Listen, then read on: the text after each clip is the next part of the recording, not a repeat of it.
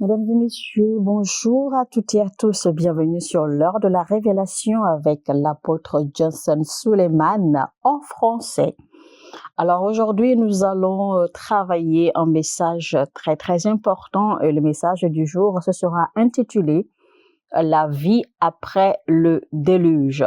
La vie après le déluge.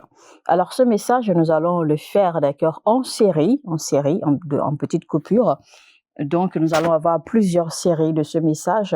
Alors, nous vous invitons, d'accord, à rester accrochés, à rester abonnés et surtout d'activer la cloche de notification si vous êtes abonné afin de recevoir notification chaque fois que nous publions, d'accord, les contenus sur cette chaîne et surtout pour ne pas rater la suite, d'accord, dans les messages que nous travaillons pour votre bonheur et pour également édifier la foi des uns et des autres. Alors, sans plus tarder, nous allons démarrer avec l'apôtre Johnson Suleiman. Nous allons le recevoir. Le verset du jour pour soutenir ce message, ce sera Genèse chapitre 9, verset 28. Nous allons lire. Noah vécut après le déluge 350 ans. Noah vécut après le déluge 350 ans. Alors nous allons continuer, on va lire un autre. Genèse chapitre 10, au verset 1, nous allons lire. Voici la postérité des fils de Noé, Sem, Cham et Japheth. Il leur naquit des fils également après le déluge.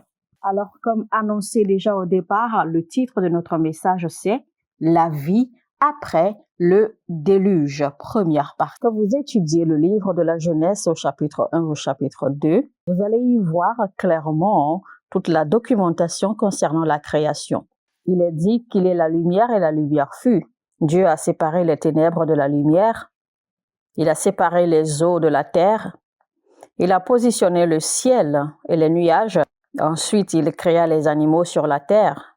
Et ensuite, la terre était couverte de végétation. Ensuite, Dieu créa Adam et Ève et les a déposés sur la terre et leur a permis de produire également. C'est-à-dire qu'ils ont eu des enfants. Et ses fils Abel et Caïn qui ont fait des offrandes à l'Éternel. Il faut souligner au passage que quand Dieu a réclamé ou quand Dieu a instruit Abel et Caïn de lui offrir des sacrifices. Ce n'était pas pour lui.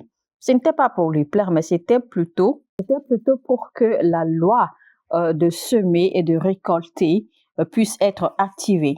Chaque fois qu'il y a une opportunité d'offrir à Dieu, ce n'est pas parce que Dieu en manque. Ce n'est pas parce que Dieu manque de cela. Mais c'est plutôt pour activer la loi de semer et de récolter.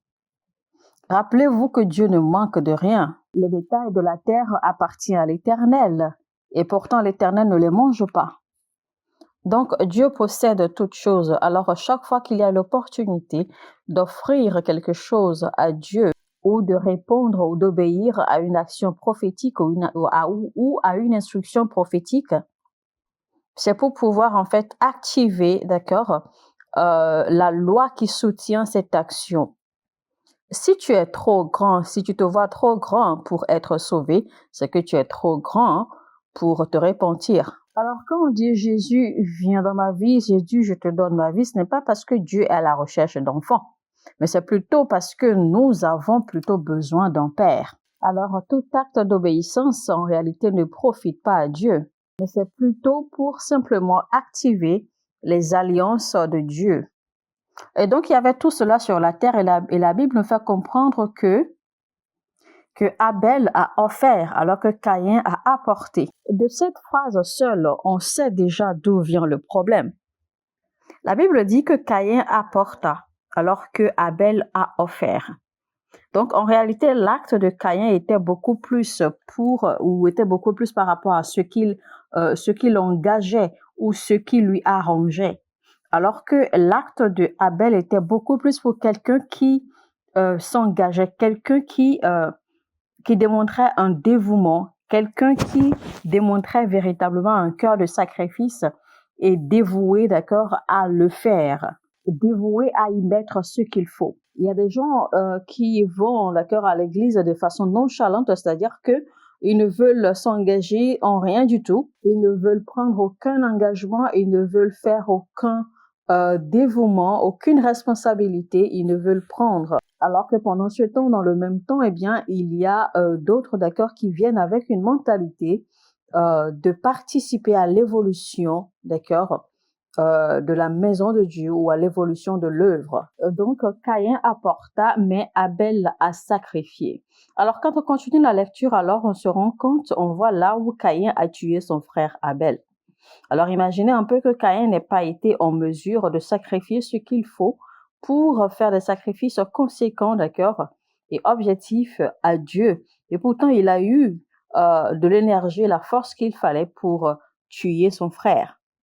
C'est pour donc dire en fait qu'en réalité, les personnes qui n'aiment pas s'engager ou qui ne veulent pas prendre des responsabilités dans l'œuvre de Dieu ou dans la maison de Dieu, des personnes qui ne veulent pas faire des sacrifices, qui ne veulent pas offrir, ce n'est pas parce qu'en réalité elles ne le peuvent pas, ou ce n'est pas parce que forcément elles n'en ont pas les moyens, mais c'est généralement parce que la plupart sont beaucoup trop fiers d'elles. D'accord? La raison pour laquelle il ne faut pas trouver des excuses pour les gens qui refusent de travailler ou qui refusent de s'engager ou de prendre des responsabilités dans les œuvres de Dieu, dans les œuvres du royaume. Parce qu'en réalité, eh bien, aller au ciel, ou c'est-à-dire que aller au paradis, c'est un choix. Et aller en enfer, c'est également un choix. Donc, l'homme décide volontairement s'il veut aller au paradis ou s'il veut aller en enfer. Malheureusement, on ne peut pas conseiller, d'accord, quelqu'un qui a décidé, d'accord, ou quelqu'un qui est déterminé à aller en enfer. Vous ne pouvez pas le conseiller, vous ne pouvez pas le reprendre. Alors, quand vous allez parcourir le chapitre 4, le chapitre 5, vous allez voir en fait que les hommes vivaient normalement sur la terre. Les hommes vivaient comme ils voulaient, d'accord? Donc, la vie suivait normalement son cours. Mais un jour, alors, les péchés, les iniquités des hommes sont montés aux oreilles ou au cœur de Dieu. Alors, rappelez-vous, c'était si grave qu'il a fallu que Dieu détruise le monde entier, ce qu'il a créé lui-même. Tout ce que Dieu avait créé, eh bien, il a tout détruit en 40 jours. Alors que Dieu dit à Noé et à ses fils, avec vous, je reprendrai la création, ou avec vous, eh bien, je vais établir une nouvelle humanité. Alors, si à un moment, Dieu a décidé, d'accord, de détruire quelque chose qu'il a créé lui-même, quelque chose qu'il a institué, quelque chose qu'il a formé, qu'il a bâti lui-même, il a détruit complètement, il a banni complètement cette chose. C'est pour vous dire, premièrement, que rien ne dure éternellement. Parce qu'en fait, de cet acte de Dieu, eh bien, nous pouvons tirer quelques leçons. Et la première leçon à tirer de là, c'est que rien ne dure éternellement. Que ce soit la position que vous occupez, que ce soit un bureau, un poste que vous occupez, que ce soit un pouvoir que vous détenez, que ce soit de la popularité, etc., eh bien, rien dans la vie ne dure éternellement. Et la raison pour laquelle vous devez donner de la valeur aux gens, honorer les gens, respecter les gens, bien traiter les gens, chaque fois que vous avez le privilège donné par Dieu pour occuper une position dans la société, pour occuper un poste, pour avoir un pouvoir, pour avoir une clé, etc., c'est que, eh bien, ces positions ne vont pas durer éternellement. Parce qu'il faut se rappeler que la position que vous occupez aujourd'hui, eh bien, quelqu'un a été là avant vous.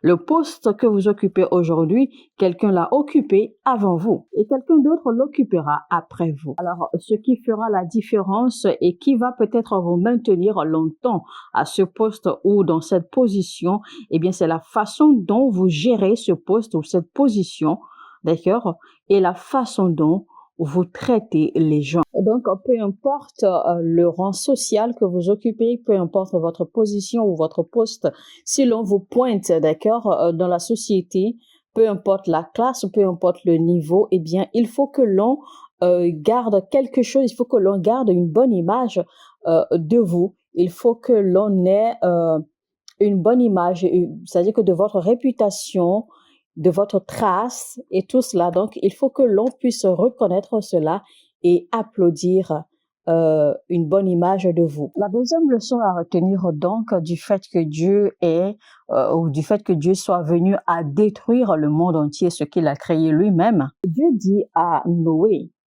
avec toi et tes fils, je remplirai la terre à nouveau. Deuxième leçon à retenir, ne soyez jamais découragés au point de ne plus chercher à reprendre ou à recommencer. C'est-à-dire que ne perdez pas espoir.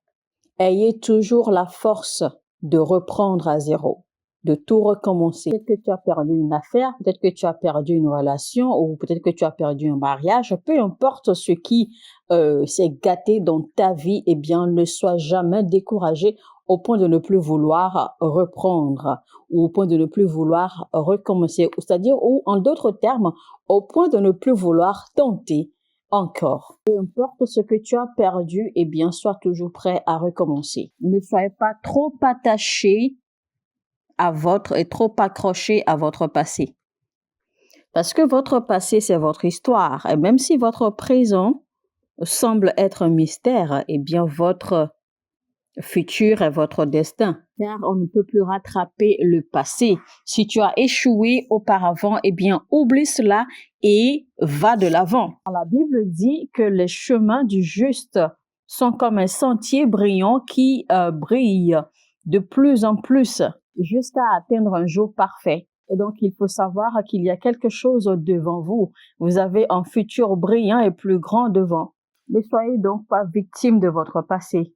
Ne soyez pas victime de vos échecs et de vos pertes. C'est pour cela que j'aime particulièrement ce que le slamiste a dit. Il a dit de compter ses bénédictions et d'oublier ses pertes. Dans tout ce que Dieu a fait de bien dans votre vie, eh bien, il faut toujours avoir l'habitude de les compter et en être reconnaissant. Et je dis cela parce qu'il y a certaines personnes qui se morfondent sur leur passé, qui se morfondent sur leurs pertes, sur leurs échecs, au point où ils ont du mal à avoir une autre vie. Ils ont du mal à commencer quelque chose de nouveau. Ils ont du mal à se lancer à nouveau. Ils ont du mal à se donner une nouvelle chance. Alors même si tu as perdu quelque chose, Dieu merci que tu n'as pas encore tout perdu. Alors voici la troisième leçon à retenir des cœurs de cet acte de Dieu. Alors après le déluge, c'est-à-dire qu'après la destruction de la terre, Dieu n'avait que Noé et ses fils. Et donc après cela maintenant, eh bien la terre a commencé à se peupler. C'est là qu'on a eu Abraham, on a eu Moïse, ensuite on a eu Daniel, on a eu le prophète Élie, on a eu Pierre, on a eu Jésus, on a eu Jacques, on a eu Pierre, on a eu les autres, les apôtres, etc., etc. Alors, c'est pour vous dire clairement, en fait, que là où vous allez, c'est-à-dire que votre futur est meilleur que votre passé. Là où vous allez, d'accord, est mieux que là où vous avez quitté. Ne soyez pas déçus de vos échecs, ne soyez pas déçus de vos expériences, ne soyez pas déçus, d'accord, ou manipulés par vos propres pensées ou vos émotions. Que vos attentes, que vos espoirs soient plus grands et plus solides que votre passé ou que vos expériences. Alors, enfant de Dieu, peu importe d'où tu viens, Jérémie 29, 11. Je connais les pensées que j'ai pour toi, car je connais les projets que j'ai formés sur vous, dit l'Éternel. Ce sont les projets de paix et non de malheur, afin de vous donner un avenir et de l'espérance.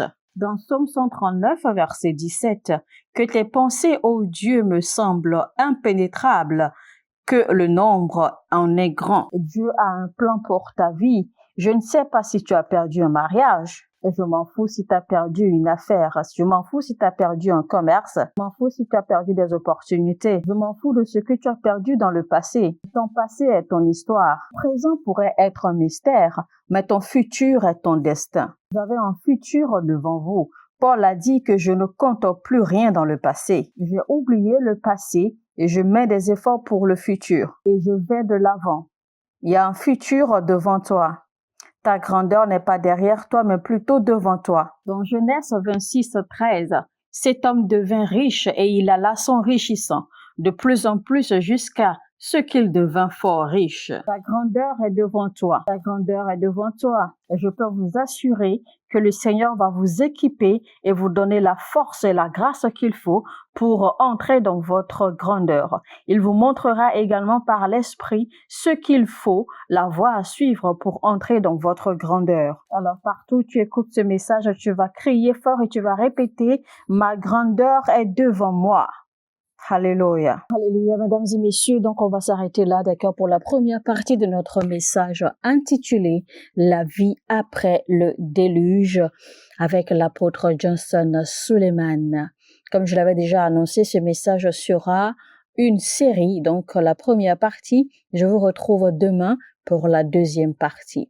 Alors, restez câblés, restez connectés. N'oubliez surtout pas d'activer la cloche de notification si vous êtes déjà abonné. Si vous n'êtes pas encore abonné, abonnez-vous rapidement et activez la cloche de notification afin de ne rater aucun message et surtout afin de recevoir notification pour la suite de ce message pour que vous puissiez comprendre et en recevoir l'impact, la grâce, toute la grâce et les révélations d'accord qui sont contenues dans ce titre. Sur ce, je vous dis que Dieu vous bénisse énormément. Shalom, shalom chez vous.